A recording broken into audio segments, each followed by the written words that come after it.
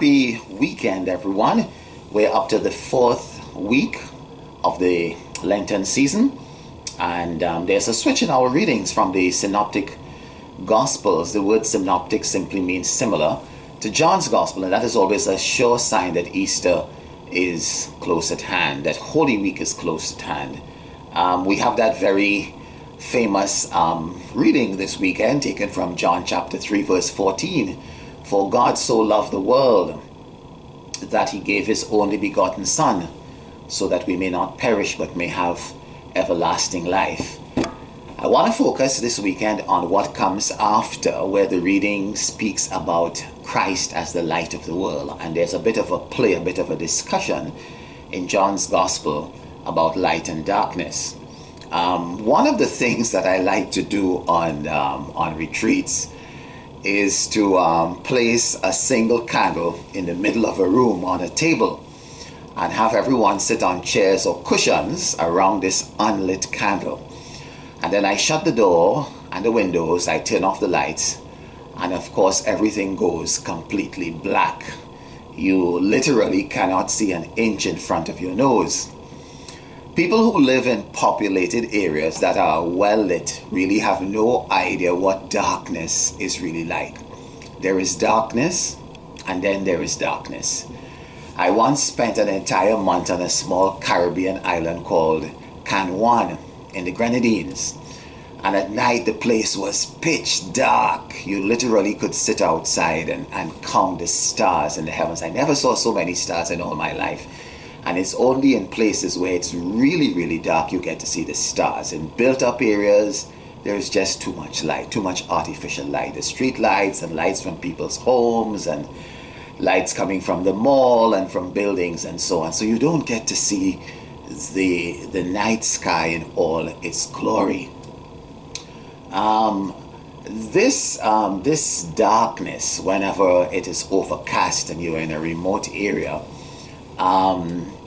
is real darkness, and it causes us to reflect on darkness in today's reading.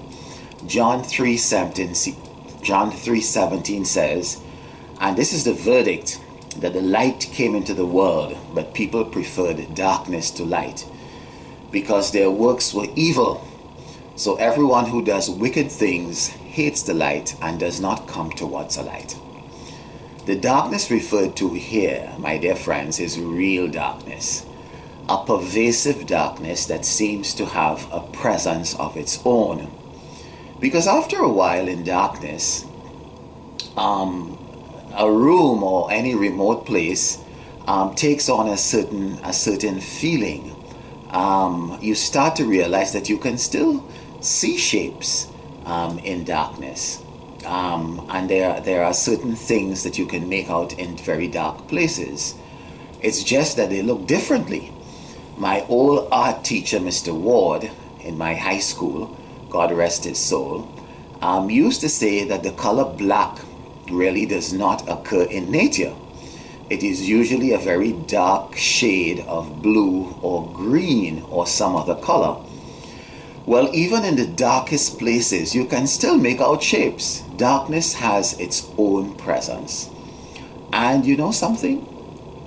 It is strangely comforting. It dulls the senses. So I can quite understand why people may prefer the darkness. It's not real. What is good may seem bad, and what is bad or ugly may seem good.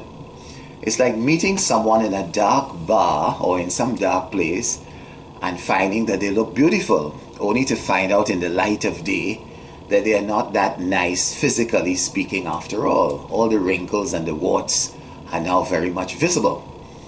We are encouraged this weekend to prefer the light, to gravitate towards what is good, what is true, and what is real, to see things as they are, not to be fooled by darkness.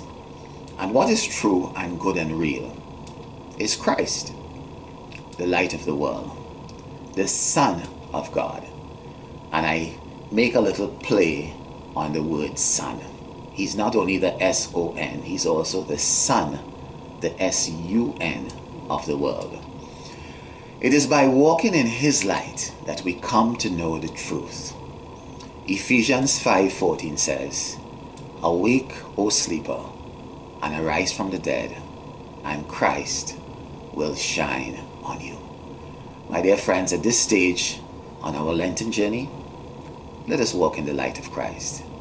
Let us become Christ-like, and may his light shine in your life both now and forever. Amen.